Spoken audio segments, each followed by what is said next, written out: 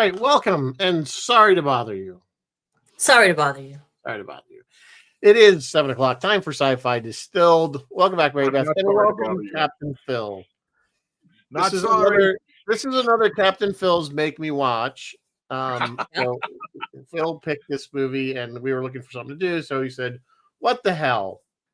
So And the real treasure, yeah, the real treasure. You're still friends with me. You're still friends with me, which is amazing. We still are. But people that have seen this movie know what we're going to talk about. There's just going to be spoilers. There has to be. There's no way we can talk about the movie. Yes.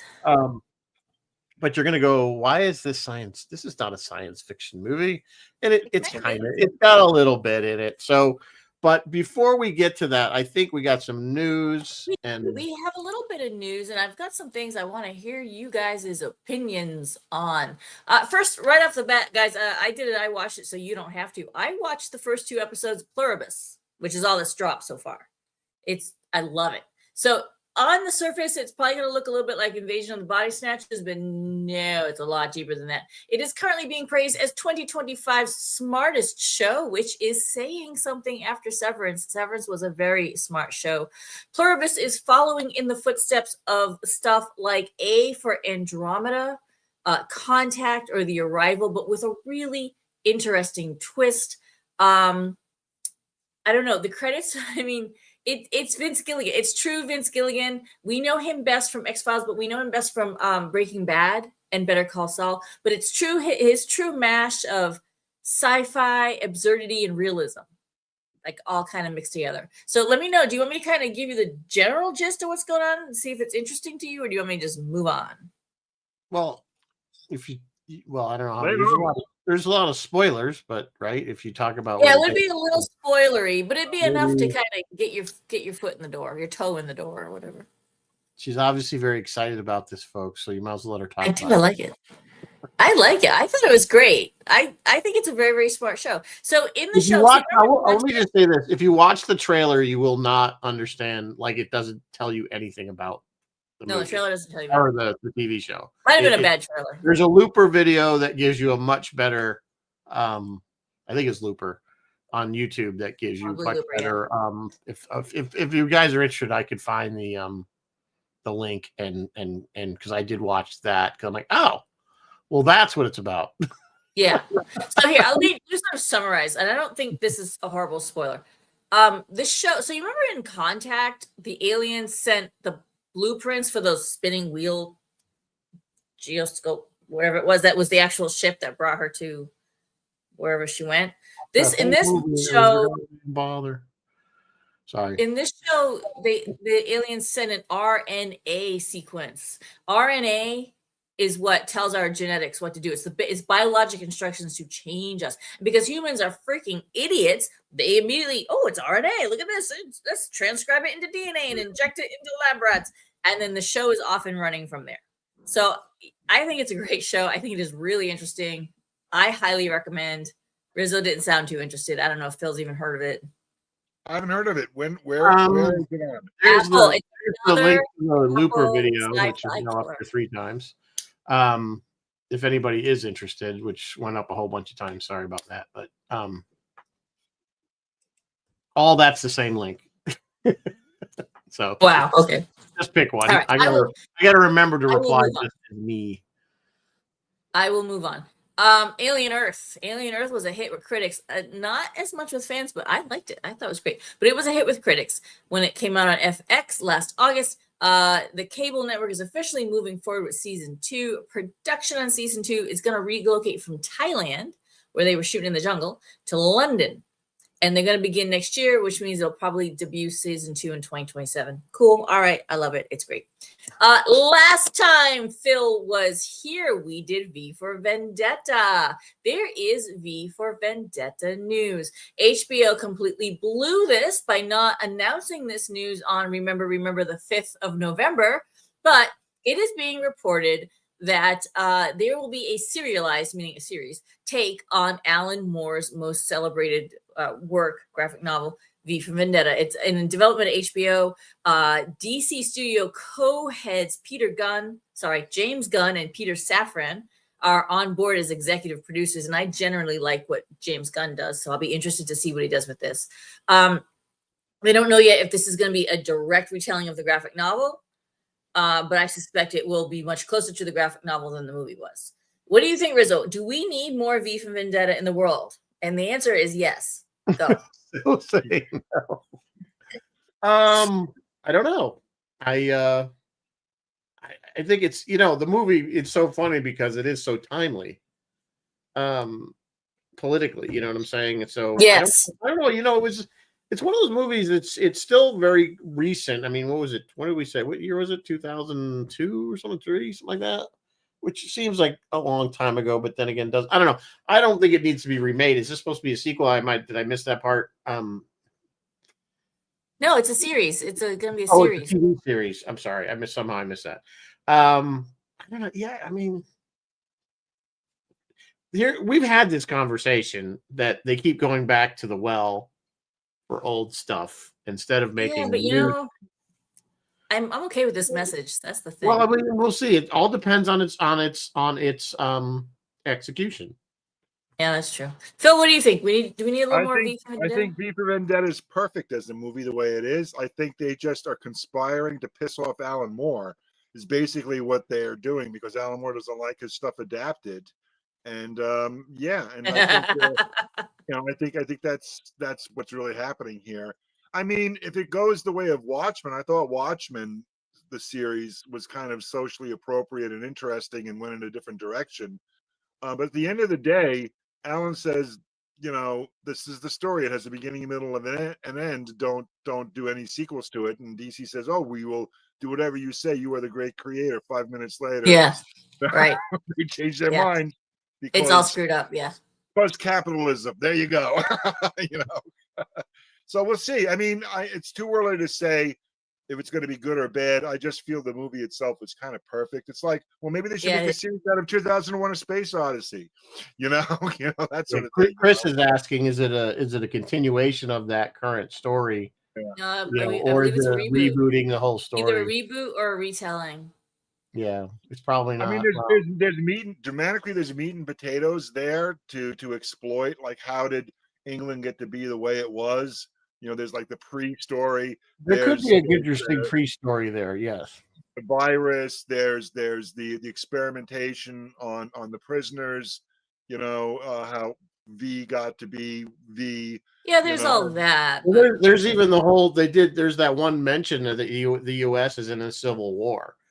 While this is all going on, there's aspects that could be explored for sure. I think. But again, not slight pun intended. Its execution is what's going to. How well is it written? Yeah. Well, all right, moving on. You said sorry to bother you with sci-fi adjacent. Maybe this TV series will be V for Vendetta adjacent. Maybe. Maybe. All right, moving on with the news. In the news that Rizzo hates, real science news. When the show was over, everybody in sort of the northern I don't know why you keep saying that. I know I did real science one time and you didn't like it. You did non anything. It was like just news for like local news or something. Anyway, it was like film at 11. Whatever. Continue. I'm sorry, I didn't mean to interrupt. I love you. I love you guys. You guys are like the George and Gracie of Facebook streaming shows. I'm not sure how to take that. Right, anyway. In real science news, the whale. When the show is that what you're talking about, George and Gracie? No, I'm talking about the characters, the people. I know who you meant. I was making a Star Trek reference. Yeah, I know. Everybody, go outside and look and see the northern lights. They were there last night after this latest geomagnetic storm. I have seen some fantastic photos online. They were supposed to be visible again tonight, with the best time to go out just after 10 p.m. So, and then finally tonight, a couple weeks ago, I reported that after Star Trek Las Vegas, or at Star Trek Las Vegas, Brandon Braga said that Star Trek needs more episodes. And we discussed all of that. Well, now he has made another proclamation that Rizzo brought to my attention. He and Rick Berman feel that the Star Trek dialogue has significantly changed and possibly for the worse. Rizzo, what do you think about? Can you explain what he's talking about and what do you think? What he's talking about is when they wrote Star Trek in we call the golden era, the 90s, and TNG and DS9 and even up to Enterprise, they didn't use colloquial English. Okay, they didn't. What? No, I'm laughing at Bill now. Keep going. You're sorry. fine. So that's the thing. But what has happened with the modern Trek is they're saying things like high five and things that would be out of character. Even in the original series, they didn't really use like groovy. You know what I'm saying? Think about it. Yeah, think about these it. very classic language. Star Trek said, and somebody says, well, that's just groovy, Captain. Which would have fit in the 1960s, but it wouldn't have fit. It would look ridiculous now. And I think that's what they're talking about is they tried to keep the language that they used kind of neutral in the sense that it's from a different time. So they wouldn't necessarily have the same colloquialisms that we do now. But Discovery and Strange New Worlds, they're using these more I don't know how to put it. It's colloquial. They're just more comfortable. Yeah, it's social more, type thing. more informal. It's a much more informal. Like we look at it and go, well, that sounds normal, but it doesn't fit the genre. And I think I agree with them. I think it does take away from the overall. It's supposed to be 300 years into the future, but they're still talking. It's like, do we use old OLDE English? When we talk, to each other, it's silly. And I always said this about the holodeck, the Next Generation. They're always like cosplaying in the holodeck. Like a Renaissance fair, they're going back to detective stories from the 1940s and stuff like this. And I'm like, okay, well, in the Navy, if you're in the Navy, when you have shore leave, do you go to a Renaissance fair and like, is that what do these people do? So I never felt that was, realistic in Next Gen. So I agree with them. I think they're right. You need to like establish the realism of the fantasy world they've created. This, this fake world, and to bring the way we speak into this world makes a crack. It's hard to believe. And we're a group of people who believe in phasers and replicators and transporter beams and whatever technobabble they said on Next Gen to save the day and stuff like that. We all bought it, but you can't say catch you later, I'm eating a potato, or jump the shark, or whatever. You can't, and you know what? I know you're going to appreciate this, Rizzo. The thing that killed me about the greatest episode of Star Trek ever made, Subspace Rhapsody, is the fact that when she's singing those songs before they get into that rift, it's all 1920s. It's all 20th century show tunes. There's nothing contemporary. The other example that they brought up was in the last Star Trek film. They used a Beastie Boys song to blow up the other enemy, and that think about, we're 300 years. I mean, maybe somebody's listening to the Beastie Boys, but what was it? Yeah, I'm not going to put Mozart on. What was the popular 300 years ago for music? No matter how much it slaps. Yeah. So, I think that's what they're getting at. It just doesn't fit the genre. It doesn't fit the show. It's lazy. It's lazy. We've talked about that for the writing we've felt has been lazy on these shows. Yeah. Well, we agree on something that's critical about Strange New Worlds. Most people agree that the musical episode stunk, Phil. You're the only one. Most people are wrong. Hey, I have a piece of news that we might want to. I just read that frequent guest at Ticonderoga, David Gerald, is one of the guests of honor at next year's ReaderCon convention in Massachusetts. Now, ReaderCon is a literary science fiction convention. I believe they're still holding it in Quincy, Massachusetts. They do a deep dive into the author guest's work. So the fact that David is on that, I believe he's one of the guests of honor. They're going to be doing like a 3.5, 4-day examination of his writings. And the convention itself has skewed away from more of the classic science fiction writers in recent years, which is why I sort of stopped being interested in it. When we had Ursula K. Le Guin there. We had Judith Merrill there. We had Harlan Ellison there. And lately they brought in people that actually I probably am just showing my age now. I didn't really know, but the fact that they're doing one with David Gerrold, I think is great. I think his written work deserves a deep dive, especially The Man Who Folded Himself. And it's kind of exciting that he's getting the ReaderCon treatment. So look into that. I'm just looking this up, guys. This is July 9 through 12, 2026 at the Boston Marriott Burlington in Burlington, Massachusetts. Yeah. Kind of near, that's sort of like not even an hour from me. It's kind of near me. So I may wander over and check that out. Show a little support to our friend. That's different than Boston, right? It is different from Boston. Boston was right in Boston. It was like a completely different thing. Yeah. And BosCon is more of a general science fiction convention where they'll have an art show. They may or may not show films. They'll do topics. They'll do music, stuff like that. They do like a Saturday night play or something, dramatic play or something silly that they make up. ReaderCon is a literary conference. They're only talking about literature.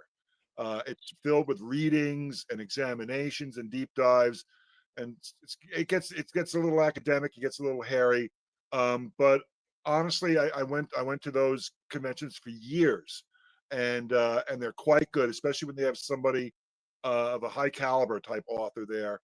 And he is prolific. Yeah. So I think this is a really good thing for David. I think it's deserved. So I'm kind of surprised he hasn't been there before. At ReaderCon? Yeah. Well, probably because he lived in Los Angeles. Oh, Los Angeles. Yeah. He's only moved to New England. He's only been in New England, what, 2-3 years now? Maybe not even 2 years. Plus, he's getting up there in years, so this might be a chance for them to do this, and show him some love now while he's here to enjoy it, and they can talk to him about it and stuff. And I believe his work, deserves that sort of examination. There's a great amount of it. It's an interesting convention. I think if anybody decides to go, look at the schedule and find the day that they do the guest of honor interviews. Those are really intense. They interview the entire convention stops, and you go and you listen to somebody who has great knowledge of the guest interview the guest for like a solid hour. It's really, really good. It's really deep. So yeah, congratulations, David. That is awesome. Well, David, he's always up at the set tour. So you guys that pretty much that come on the show regularly know that David's up there fairly regular, almost once a month. Yes, David will be there and he will be there for Shatner as usual, along with who's the other guest? Sorrell. Louise Sorrell, who played. It was in Requiem for Methuselah. Yeah, not Andrea. Something. No, Raina. I think it was Raina. Raina. You're right. Andrea. She's the one that looks a bit like Lady Gaga. There's a lot of Lady Gaga memes with her. It's her. Never mind. Because she's in the silver thing. Never mind. I forget it. Oh, I thought you meant her face, because I'm like, she doesn't really look. Yeah, in some of the pictures, they kind of make her look like that. Yeah, it's great. Yeah, I have issues. All right, that's all I really had for news. While you're pulling up the drink picture, I will say that Doug Drexler's Kickstarter for Trek Star, he is up to 119,000 out of 165,000, 46,000 more to go, and only 7 days, guys. I am pulling so hard for Doug. I hope he gets it. I mean, I hope maybe even he realizes if he gets 140 or whatever that they go, well, I don't know what their expenses are to make a documentary, but yeah, I don't know either. And this was a say, well, we'll lower it just to get it done. I mean, I don't know. Rooting for him. I don't know why. It always says has to be fully funded, or it doesn't happen. But even Tommy there with the Enterprise and stuff, they drop back their minimums to make it to get it to happen. So hopefully it'll happen either way. Plus, I want my what I pledged for. So well, yeah, so do I actually. At least you got the nose. I got You the got the nose. you I got don't the know if that nose. deal is like I get that I get that no matter what, or if I only get that if Well, the you thing is. should. I think that would be crappy if he didn't. Yeah, because that was separate. But whatever. Anyway, here's our drink. Horse's Neck. It's called. This is actually Mary Beth found this one before I even had a chance to look. So, but it was simple. I like simple. So you got bourbon and ginger ale and some bitters.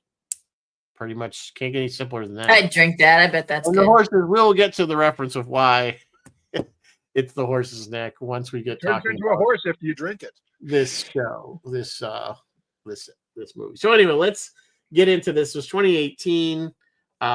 The basic idea of the film, it's definitely a commentary on commercialism, like capitalism. Yep. Running rampant. And the basic is focuses on this one character, Cass, who needs a job. He gets a job as a telemarketer. And the nutshell is he excels. He becomes what did they call the guys at the top floor of the power callers, right? To get becomes a power caller, meaning he gets a lot of sales, so he moves up to the top floor. And when he does so well eventually that he does become a power caller, and that's when things start to get really weird. So, Mary Beth, what was your overall feeling on the film, since this was a make me watch? Yes, this was a make me watch. And you know what, Riz? I'm going to confess up right here. Phil had recommended this to me before, and I watched the trailer that Phil sent me, and I had the exact same reaction as you. Like, Phil, this really isn't sci-fi. No, because he's like, no, there is nothing in the trailer that would make you think this. There was sci-fi. Nothing in the trailer. It's definitely a comedy. It's a dark comedy. It is a dark comedy. Yeah, it is a dark comedy. Once I got into it, I found it a very sharp insight look into capitalism and like oligarchs, I guess. There's a oligarch in this show, but we were talking about this right before the show started. I wanted to dive a little more into Worry Free. I wanted to know what that was all about. Like, what was going on? How did that come to be? I know most How did people get suckered into this? Yeah, people that are watching this. There's a story. Yeah, you better give me some background. Yeah, there's a story with Cass where he's moving up the ladder of this company, and then there's another company that this is the oligarch runs, and it's called, what was it called again? I forgot. It was Worry Free. So basically, the idea it's indentured servitude. You sign your life over to this company, and you work for them, but they provide everything you need: food, clothing, healthcare. They shelter them in bunk beds, but it's not like you get a house. You're in like boot camp type, like a dorm. You're in like a dorm, and it doesn't just you sign your whole family, like your kids are working, and this is for the rest of your life. So of course there's this underlying thing, and of course news is starting to investigate, and these people are being not treated well, and is it slavery? So there's also a commentary on modern slavery, as well as people being kept under the company undime, company store, kind of going back to those years where people were just indentured forever because they couldn't pay back. They couldn't pay back what they owed the company to begin with. And then Cass wants to get recruited by this company to kind of, and this is where it gets really, really weird. Do we want to give away this? Yeah, go for it. It might entice. I say give it away because it might entice people to watch it. So it's hard to watch this. It's hard to find this movie. You guys, we had to sign up for I had to sign up for an extra thing. Yeah, it was. I watched it on Canuckavision. So yeah, I also watched it on television of questionable legality. Okay, I had like signed up for an extra level of service on Amazon Prime, ironically. Yes, and, that was right. Yeah. And I looked the DVD up on, I figured, well, I'll just buy the DVD, because I think I only have this as a DVD-R in my collection, because I originally watched it off when I used to have satellite TV, and I burned it to a DVD-R when I watched it. The movie's out of print, and it's going for big bucks on eBay. It's going for like $40-50. Interesting. Yeah, well, it was like a little indie film. The budget was only like $3 million. It's not that old. It's 2018, so it's not like it's that weird. Yeah, it was like an indie film. If somebody doesn't want us to watch the movie, eh? Yeah, maybe. So anyway, let me just finish the basics. So he's at a meeting with the guy that owns this company, this Worry Free company, and he's pitching him, and he's pitching him, and he offers him what do you offer him? $1 million, I think, or something like that, or $100 million, some insane amount of money. Are we at the end where he's actually talking to the to the Army Hammer? Yeah, to the recruiter. Yeah, well, when he ends up being a power crawler and going upstairs, they offer him a lot of money, and you don't really see what it is. It's just that he was able to pay all his bills and oh yeah, they clearly were paying him a lot of money, but he was just selling whatever. Yeah, he did feel he had a lot of, the main character has a lot of internal struggles with what he's doing, but he's making a lot of money. It's that struggle of, do you do the right thing, or do you, well, his girlfriend is this Jiminy Cricket on his right. shoulder. She's like an artist. The girlfriend is an artist, Yeah. and of course she leaves him because she's like, if you're gonna keep doing this, I'm not, we're done. But basically he ends up having this meeting. So the guy from Worry Free wants to recruit him. What he accidentally finds out is, this is where it gets weird. I can't even believe I'm going to say this, but he's turning humans into a horse human hybrid, which is literal equisapiens, so that they're stronger, they live and they're basically half human, half horse, and so that they can work harder. And he wants to hire Cass to become one of these horse people and basically infiltrate their society, which he knows will happen. And he will kind of be their version of an activist, let's say, like a plant, so that he can control them. When he knows they're going to revolt. When he offers him that job, he says something very offensive. He says, "I want you to be their Martin Luther King." Yeah, Martin Luther King. I didn't want to say it, but that's what he said. No, but I mean, it's terrible. It's terrible. And but basically it was like an Uncle Tom sort of thing, where it's like you're going to be working against these people's interest. He's making all these insane offers to him and stuff, and Cassius is flipping out. He's like, and everything is like coming back to bite him. But the funny thing, Rizzo, is you talk about, on the play up to this, you're right. There's news stories. Is it slavery? Is this company slavery or whatever? When Cassius actually reveals that Worry Free is turning human beings into human horse hybrids, and he has a video of it, and he gets it on the news, the stock in the company goes up. Yeah, set it down. Yeah, so basically he turns, after Phil kind of jumped the horse a little bit. Yeah, he turns the guy down, says, "I'm going to do it," and then because he found out about the horse people before the guy actually could tell him about it, because he was trying to find the bathroom, and of course it's the old trope where he went to the wrong door. He ends up in this room where there's looks like a bathroom, but it turns out the horse people are in the stalls, and they're screaming, "Help! Help us! Help us!" And he loses his phone. They make a video on his phone. Yeah, and which is that's smart. How he gets the video of them, and he puts it on the news and everything like that. So he becomes an activist for these people, and tries to get this shut down. He has to go through this show called Punch the SHIT out of you or whatever. Yeah, beat the crap out of you. Yeah. And he literally has to get beat up and dipped in, just to get they would show it. Yeah. And watching that reminded me so much of RoboCop. I'll do that for $1. Yeah. Yeah. Or the Running Man. Exactly. But once it finally Just got out, dehumanizing. Yeah. And if you look at the commentary on this movie, there's a lot of stuff out there, interviews and stuff like this. Some of them good, some of them just people like who like to hear themselves talk, but some of them are fairly decent. After he does that, after he leaves that crazy, I'll do, you'll do that for $1, and he ends up being interviewed on real news shows, the bloody bandage on his head goes away, and it disappears. And as he gets more and more serious, there's wound that he suffers, which is its own mini story within this story. Right. So that was he was basically being a scab. The telemarketers down on the regular level were striking, and he was up on this. He's a power caller, and they would basically escort with police or whatever security in, and somebody threw a soda can and hit him in the head. So for the rest of the movie, he had this ridiculously oversized bandage that never stopped bleeding, if you noticed. Yeah. And that became like, she ended up getting like her own, the woman like ended up getting her own sponsorships and stuff like for like that through the can, the soda. The Hawk Tuah girl. Basically, yeah. She became the Hawk Tuah girl.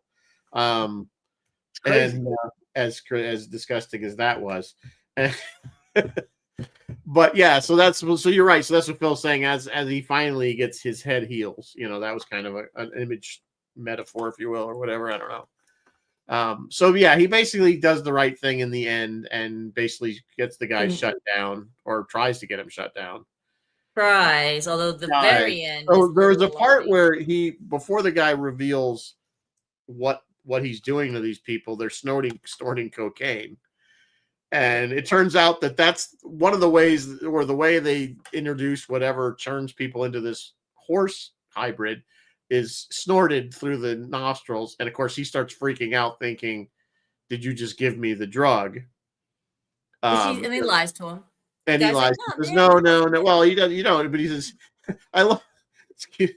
Earmuffs on for the sensitive. But what I love, one of the pitches was, "But you're going to have a horse cock." Like, oh yeah, that's the reason you want to do that. But anyway, it was just. But again, I don't want to see any horse women though. So really, we're all horse. Yeah, it looked like all horsemen. We assume though that there would be female horse people. At some point. I don't know how many people he had turned into horses. So he only seemed to have a handful. But he rallies all of them to help him. So at the end of the movie, there's kind of a riot. Like they basically, it's at this protest in front of the Riverview. The telemarketing company, and it goes really bad. At first, it looks like it's going against the people that are protesting, and then at the last second, the horse people show up and save the day. Save him and everything else, and that's kind of where the movie sort of ends. But then there's a scene where he got back together with his girlfriend, and all of a sudden his nose goes out like a horse nose. Turns into horse. And then the next scene, the credits is he goes and finds the guy. He goes to the guy's house, the owner of the company. The horseman. And then so he goes to kill him. So there's apparently a great scene. The final scene was great. There's apparently an anecdote to this to turn you back human, but we don't know if that actually was true. But he did it. So our somewhat haphazard retelling of this movie probably does not do Boots Riley justice at all. I'm not good at giving synopsis. You're fine. Boots wrote and directed, and some of the themes he wove in, it is a class analysis of capitalism and how capitalism affects different, like if you're rich in a capitalistic versus if you're not as rich in a capitalistic society. And it's very, very clear. Apparently, I'm just seeing that there was a line that they ended up removing from the movie that was "Worry-free is making America great again." So they pulled that out. Phil, when you were looking at some of the commentary, did you pick up any interesting little pieces of information about what the message Boots was trying to give with this movie? Well, Boots definitely worked in telemarketing, number one. So he had personal experience with that. Oh yeah. So we're going to talk, guys, about white voice a little bit because it's a thing in the movie. But basically he was coming out of a time prior to the George Floyd. This is before George Floyd was killed, but the fellow in Staten Island had been choked to death. And so this was sort of like, and Boots is involved with those protests and things, but he has a lot to say. There's a really good interview with Boots, with Amy Goodman on Democracy Now! If you Google Amy Goodman and Boots Riley, it'll come right up. It's about 30 minutes long, and they do a deep dive into everything we're talking about here, including white voice and the rest of it in his history. And it's kind of like he's showing where rapacious capitalism, out of control capitalism, is no good for anybody. It always wants to go to that next level, which is why the inevitable place where this movie was going was to turn the workers that were already indentured servitude to the company, to make them even work harder. Into workhorses, to make them work harder. And then, of course, the ridiculous oligarch who did that to these people now is afraid, because he's created something that's stronger than he is, that could possibly, and he was thinking, well, horses, and he says this, horses are docile, they serve us, whatever. And then he quickly realizes he does not have control. Yeah, he didn't realize that horses also stampede. That was his big mistake. And he tries to get Cassius to do this go between, and as he wants to use Cassius to control them, right? Well, he thinks he can control them because Cassius is doing all these other things, or at least rat him out when they get organized for him to rat. He wanted when Cassius goes up and becomes a power caller, in the earlier part, when he's just in Regal View by itself, he's selling, like, I don't know, books, services, whatever, things like this. When he goes up to be a power caller, he's selling the labor that Worry Free has. So he's selling the labor, or he's selling weapons.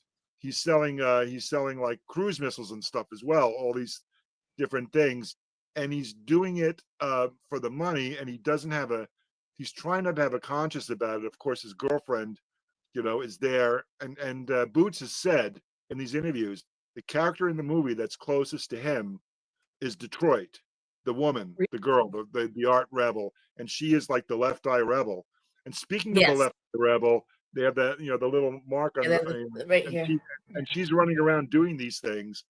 The actual person who brings Cassius into Power Caller, the man with the eye patch, his eye patch is over his left eye. Oh, is it really? Oh, that's great. And it's a symbol that he doesn't see that, and he doesn't have a name. Whenever he says his name, you hear this beeping sound. And that's because he's become so empty as being a tool of this corporation that he's no longer himself. And there is only one scene right before Cassius goes in and ends up snorting the horse changing cocaine, before the scene where he sees the horse people. He speaks to Cassius in his own voice. And it's sad. It really is. And you see that he's such a broken person. So yeah, it's at the same time, it's almost like inevitable. Like, you can't stop this. It seems like this is a train that people have put together, and we're all on it, and no one's at the controls. And it's like the movie Speed. You can't slow it down. It's never going to slow down, which is, that's how it feels. That's how it feels to me. And that's, why this film really spoke to me. That, and the fact that in the actual early days of the telemarketing, the people who he's working for, the three people, are the most vile. They are gummy, and that's what you get if you're working. They're very corporate. They're very corporate America, kind of. That I feel like they're dead and rotting from the inside out. Especially the guy, with the beard and stuff. Oh my God, they're just, and even the woman, and the woman's name is Mrs. Debauchery, but she goes, it's debauchery. Yeah, it's debauchery, but it's debauchery. Well, even Cash Green. His name is Cash Green. Cash Green. Well, it's Cassius. His full name is Cassius, which is right. But everyone is calling him Cash. Yeah, everyone is calling him Cash. Oh, and his last name is Green. I mean, that's definitely a reference to money. Yeah, no question about it. Phil, but you look at the world. But you look at the world that he lives in. He's 40 cents gas in this beat up hunk of junk he's driving. He's driving up and down the streets of Oakland. There's, constantly driving past homeless encampments everywhere he goes, and if you listen to the interviews with Boots Riley, Boots, this is where he came from. He says he knows a lot of people in this area, so he's able to like film without having to pay for Oh, anything. nice. Nice. But he's those were real. I think those weren't just like put together for the film. Those are real encampments and stuff. So this is like this, and I say, okay, well maybe it's science fiction. Maybe it's not science fiction. Well, I feel like it's like about 10 or 20 years in the future, from 2018. And it did not look like it looked like a very really possible future. It did not look that far fetched. No, it didn't look that far. Well, I mean, the horse thing is a little far fetched, but Okay, yes, that part's far fetched. But the worry-free. The worry-free thing was an extreme, but you could see something like it. I mean, people kind of already are in some ways. It's just that luckily our laws currently, until they get changed, don't allow you to end up in jail. We got rid of that a long time ago, or because you owe money. Phil, Phil, can you talk a little bit about? Can you explain what white voice is, why they're using it, and did Boots Riley have any comments on white voice? Well, Boots Riley basically said the whole white voice thing, which is another like fantasy element that comes into the film. Like there's a magic realism element when he makes it when Cassius makes a call and he's in the room talking to the people. So it's like at somebody's dinner table or somebody's having sex, right? And there's a commentary on that when the sex scene happens. She's having sex, but she answers the phone. And he's like, and Boots said the reason she answers the phone is because she thinks what she's doing right now, the phone could be more interesting. That's why she picked up the phone. Yeah, no, that was definitely obvious that that she wasn't very interested in what was going on. Like, yeah, okay, just like somebody scrolling their phone while they're having sex. And maybe this is exactly. So the idea behind white voice, which is like one of the easiest, if you had trouble watching this movie, because it is hard to find on streaming and to buy the DVD now. One of the most reproduced scenes is Denny Glover explaining how to do white voice, and he says like, no, not your Will Smith voice, and they're joking around, not that nasally.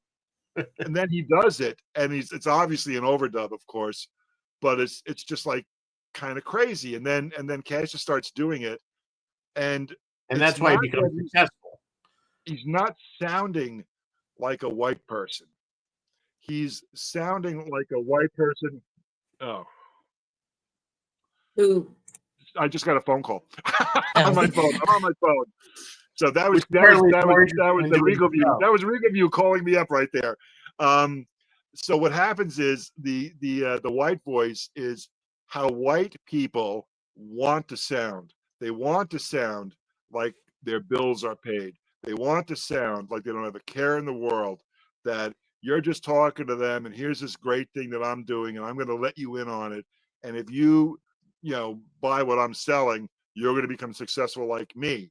So that was the idea behind the white voice. And it's kind of like a philosophy. And I guess it's like when rich people get together and talk to each other about what stocks to buy, or that scene in The Graduate. Remember The Graduate?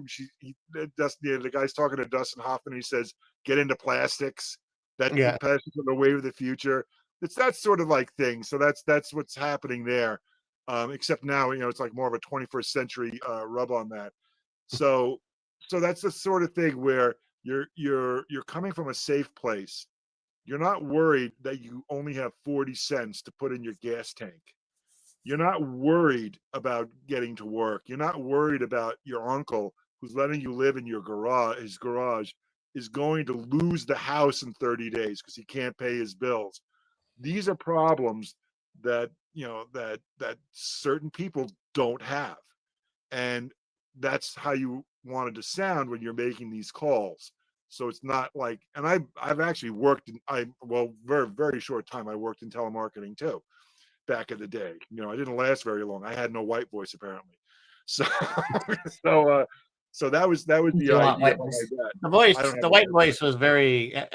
It wasn't really nasally, but it was kind of like. It was there. Nerd guy. Yeah, it was there, and it was dubbed by other actors altogether. Yes, there was the other actors. So Boots. So was there any commentary by Boots himself on white voice? Because he clearly took it to an extreme by dubbing it with completely different actors. Basically what I just said, yeah, and basically that it's more of the attitude, it's not the actual voice itself, and they spent some time talking about it, that he moved on to other things though, but but it's like one of the things that really sticks out in the movie, and I guess it goes back to the idea that if you're hiring somebody, if you're walking out on the street, if there's a person of color, and you're not a person of color, do you trust that person? Are you worried about that person? And that's what the white voice does when a person of color calls you up at this telemarketing thing, convinces you that this is not a person of color talking to you, and that you can trust them. And there's like that societal breakdown where so what they're doing is they're using people's own racism against them. Yeah, exactly. Yeah.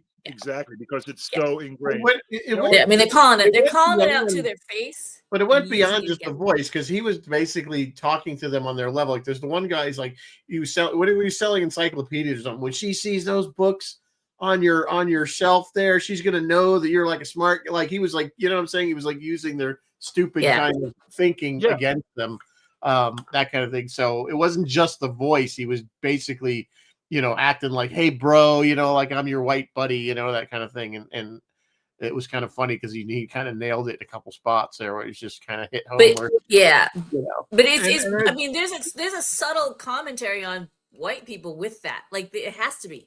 Like, every time you see the Cash character using it, that's a commentary on white people. Yep. Oh yeah.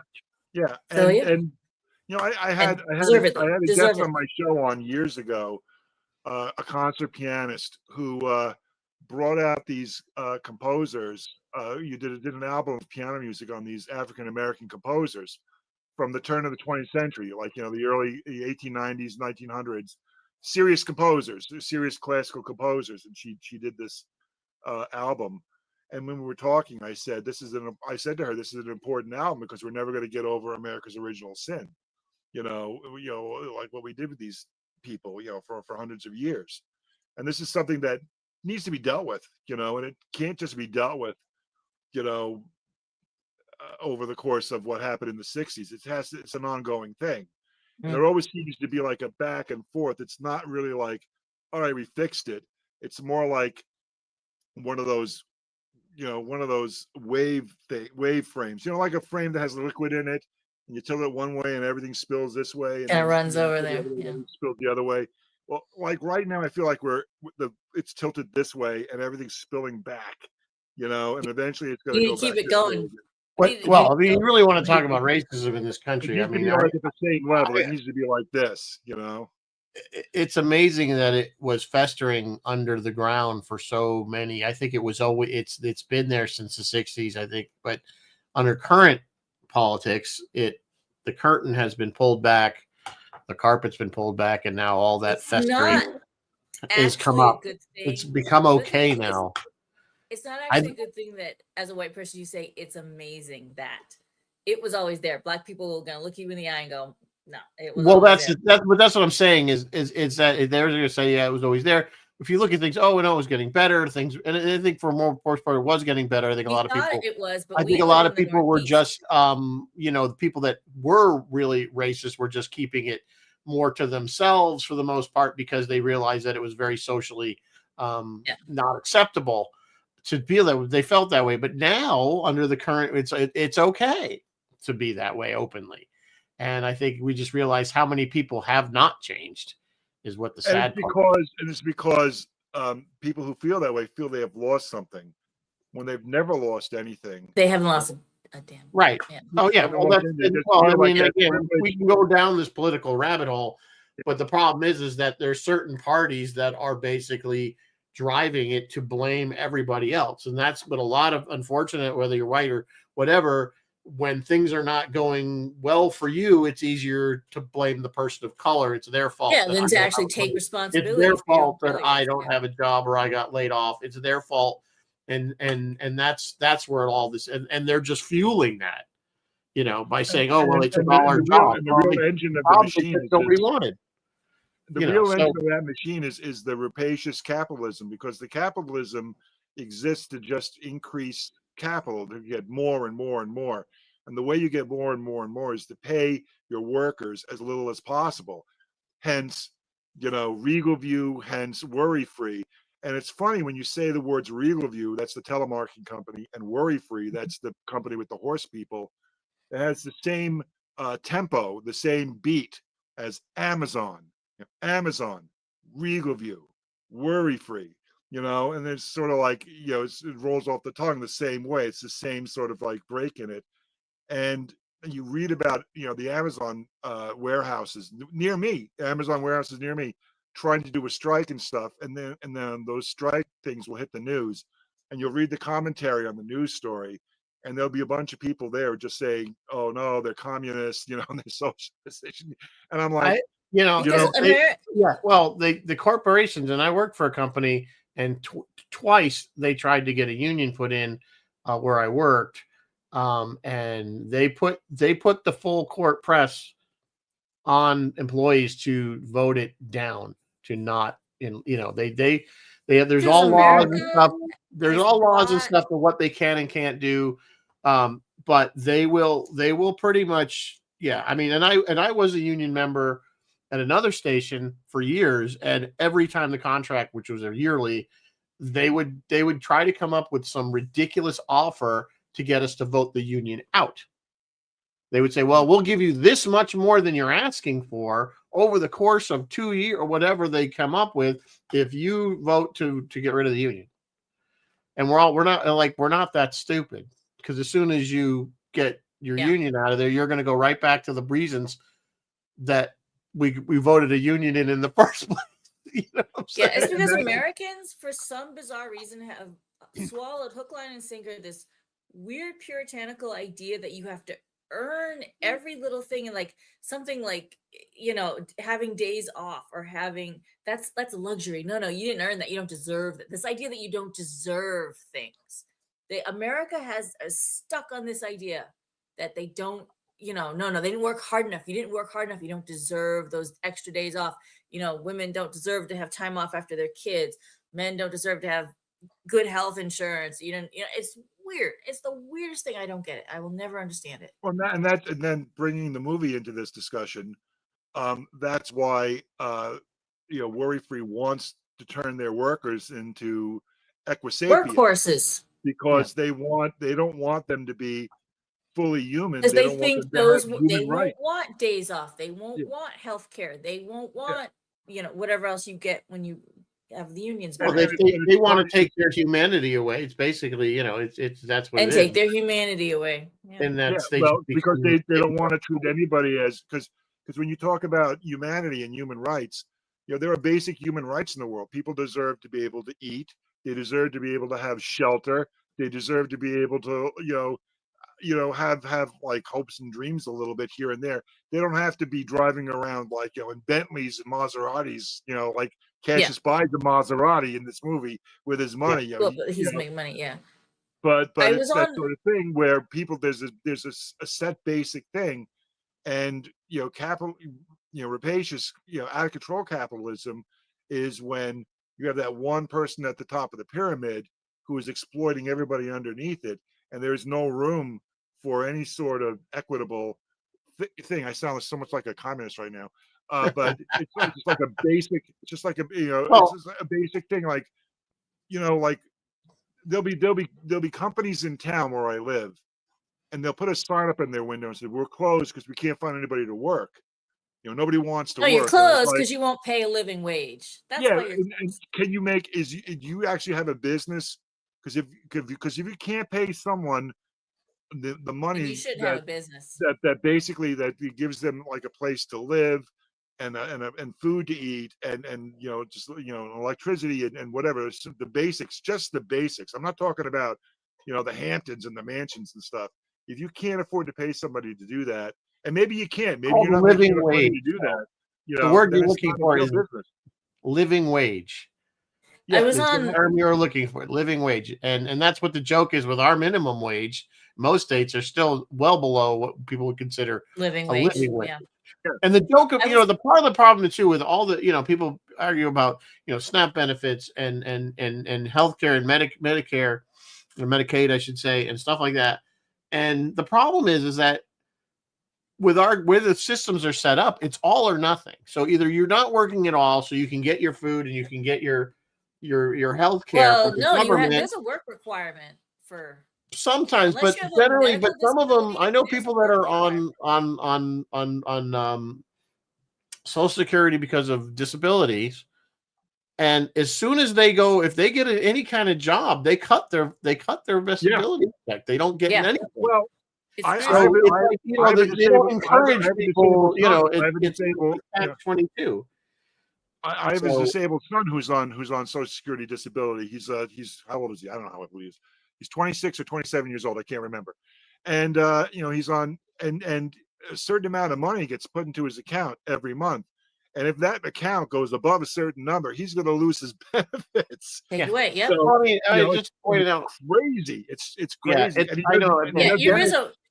I wanted You're to point right. out Dennis is saying in Canada it's $18 Canadian. In Ontario, I don't know if it changes by province, but $18 that equates to, I don't know 17 what something. American. But that thing is that things are more expensive in Canada. So $18 minimum sounds pretty good to some of the people here, because I think aren't some of them like like below $10 an hour, $10 an hour minimum wage. I mean, that's really pathetic. Well, you have to ask yourself, if you work 1760, yeah, if you work minimum wage, whether it be $15 or $7.50 or whatever it is, if you work minimum wage for every hour there is in a week without sleeping, at the end of the week, would you have enough money to pay your rent, electric, and feed yourself? Not around here, because I see what rents are going for. It's insane. Nope. That's- Not I around mean, here. there are tiny apartments. You'd swear we're in Manhattan. I mean, they want $2,000 a month for apartment. And For that's like a one-bedroom apartment. that's the It's story crazy. of this. That's the story of this, and that's where when he starts turning the people into horses, it's because it's still not enough. He's got them living in dorms, sleeping on top of each other, and triple bunk beds. Eating this crap. They're all wearing the same thing, and they're all working these monotonous jobs. These are the jobs in China that people who are probably putting together iPhones and stuff. You're right. It's will jump out a window. In China. Yeah, they would jump out a window to get away from this sort of thing. It's like Metropolis. And they put up nets. Ironically, that's what Bill had said earlier, that this movie sounds like it's a modern Metropolis. Yeah, to some degree, he's right. And yeah, I mean, the social aspects of this film obviously are very clear in what they're trying to say, and there's a class system, a class war, going to happen at some point, at least in this society. I like the music too. Yeah, the music was good. Let me wrap up because we're closing in on the hour. So let me just wrap up with saying Boots Riley. So he does what's called political hip hop, which sounds great. I'm gonna have to check some of that out. And that's mostly what he does. His television and film, he did Sorry to Bother You in 2018. In 2023, he did a series called I'm a Virgo, where he was writer, director, and executive producer. And next year in 2026, he'll have something called I Love Boosters coming out, where he was also the writer and director. And you know what, Boots Riley, you made me think more about about the injustices in this world, which are I mean, it's just glaring now with current events. So thank you for making me he's really wake up well just a little bit spoken. more. If you catch, I especially recommend the Democracy Now! Interview with Boots with Amy. Yeah, I might need to go check that out.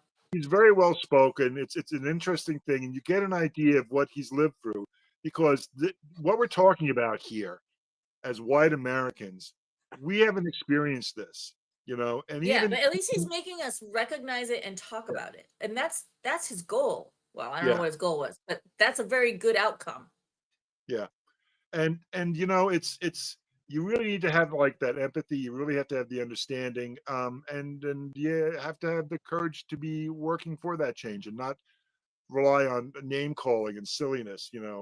I do have to say this again from my father. My father used to joke, because my father was functionally illiterate. He was able to raise a family working at American Airlines as a person working for American Airlines, not as a pilot, as working in the hangar for American Airlines air freight back in the day. And he had said two things. First of all, being functionally illiterate, he says he had to quit school when he was older than the teacher. That was number one, which is the joke he always told us. The other thing was, the type of job he always ended up finding. You know, he told me this when I was looking for a job when I was a teenager. He says, the type of jobs I always end up doing was there was an ad in the paper that said, "Horse died, man wanted." You know, that was his thing.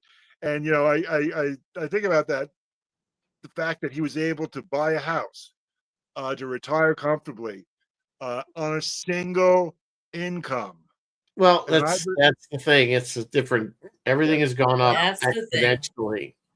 and Look it what took college me, costs it took me and my family to raise 2 kids, pay for their college, and pay for Jamie's college, You and retire Nanette, comfortably. right?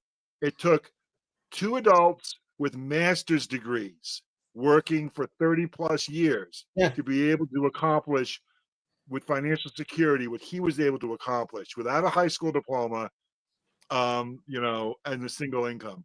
There's something wrong here. Yeah, no, I mean everything's gone up. Even I remember I bought a brand new car in 1985, Yeah. and that Yeah. car cost $8,500, brand new, brand spanking new. And What now was it? Can you say what it was? it was a Plymouth Turismo. It was a Duster. It was when it was after Iacocca took righted Chrysler. Remember the Dodge Omni? It was a Dodge Omni. It was a Dodge Omni with a better looking body on it. It was the same car, and it was a good car, and I had it. And my dad had paid for it. Not that me and you care about the story. My dad had paid for it. I was commuting to college. He wanted me to have a decent car. He bought the car. What the deal was, I'd pay him back the car when I graduated. I got married right out of college, and he said, "There's your wedding present. You don't owe me anything for the car." Because $8,500 to him, and he was a hardworking man, and he saved his very frugal. He could turn a penny into copper wire. You know, that was it wasn't, you know, a massive hit to him to give me to forgive that loan. So, but you look at what cars cost now, it's insane. You know, you can't you're hard pressed to find anything under $20,000 if you could find it. And it's a $30,000 for a 2-year-old truck that I bought. It was already used, 2 years old with 20,000 miles on it. It was $30,000. Yeah, 30. Crazy. Yeah, I traded my 3/4 ton in 2016 last year, and they gave me 32,000 for it. So somebody ended up paying over 40 for that truck, probably when they bought it, yeah. Which is about what I paid for it brand new. Unbelievable. So anyway, but Rizzo, to go back to the white voice really quickly. So when I'm driving around in my old truck now with 200,000 miles on it, a little rust bubble starting to show on the skin and stuff like this, I say to myself, am I worried about this thing breaking down? I'm not, you know, because I'm at the point now in my life where I do have the resources, and that's the white voice. I don't either you had a fix or you buy a new car. If I want to. You have white privilege. Yeah, and well, yeah, I guess that's the same thing. But yeah, I don't worry. Like I did a lot of driving the last 2 days, and you know, my transmission is making a little bit of noise, and I'm like, am I worried about this, or does this truck just need to be dipped in money, you know, for a little bit, you know? And I'm like, okay, maybe I need to dip it in money, you know. Did is you it gonna see? hurt me? No. But you know what? I do things to, you know, I have my cars like undercoated to keep them from like I just had. I paid up over $200 to have the oil undercoated so that to keep it to try to get more years out of the mass what these things cost, because otherwise around here they just rust right out from underneath themselves. So yeah. Did you guys, anyway, Phil, what you just said remind me, Keanu Reeves has a new movie coming out, and he and Sandra Oh play angels, and they're standing there, and Sandra was like, how's your case going? And Keanu's like, I tried to teach him that money doesn't solve everything. And she goes, how's that going? And he's like, turns out it did solve a lot of his problems. So yeah, it does. Access. Money. Let's not start. It's 8:04. Let's not start. Yeah, I know, so, but you know what? It's really something worth thinking about. And honestly, the thing that I think about the most with this movie is the shock that I feel in my heart and my mind that you convinced Rizzo to do this movie. No, the conviction was, wait a minute, don't give her that much credit. It was like we had no idea, and I was just like, see if Phil's got anything he wants to do. So, So I'm that's basically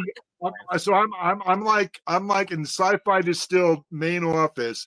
There's a glass box, with a little hammer next to it. Says, It's like three. You've got the. in case if we run out of ideas, break this box. Phil's Well, I know inscribed. you'll You've done it to obviously us like talk for 3 an hour, times now. so there you go. It works. Fills the time. I will say this about this. I did like the movie overall. It's like I said, it is a dark comedy. If you liked this, go watch Atlanta on Hulu. It's not really the same thing, but it has some kind of quirkiness. And the main character also, what's the actor's name there? Donald Glover.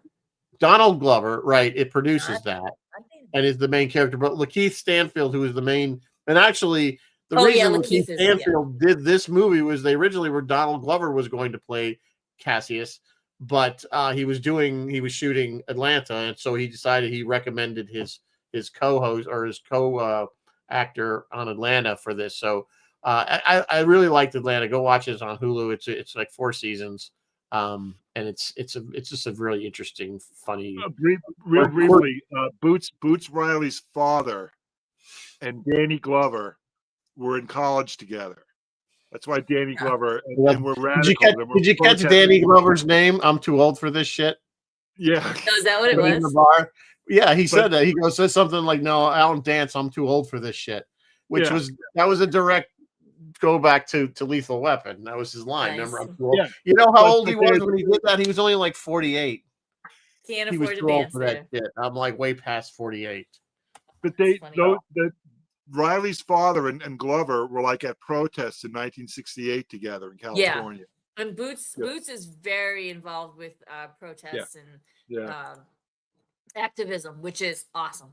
Yeah. So anyway, if you guys can find it, go give it a watch if you're bored, whatever.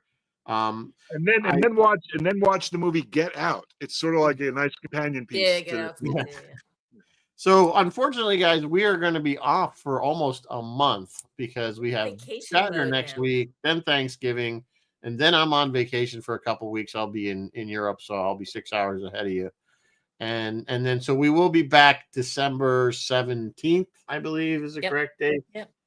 December 17th. And then we'll be off for Christmas Eve because I won't be around for that, and I'm sure y'all got some better things to do. I hope so. And then New Year's Eve, we might do something New Year's Eve. So stay tuned for that. Bring it in the New Year's. We'll see you either next week at Shatner if you're coming up. We hope to see you. It's always a good time. Phil will have some crap to sell, I'm sure. I just bought another collection. Yeah, I got some. There you go. So he's got more stuff. Great. And then of course we'll all be up there. And then of course you guys so have a happy Thanksgiving.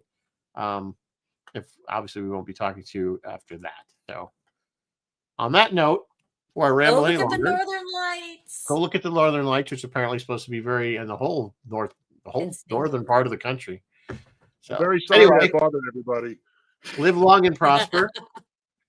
And may the force be with you always. Good night. Bye, guys.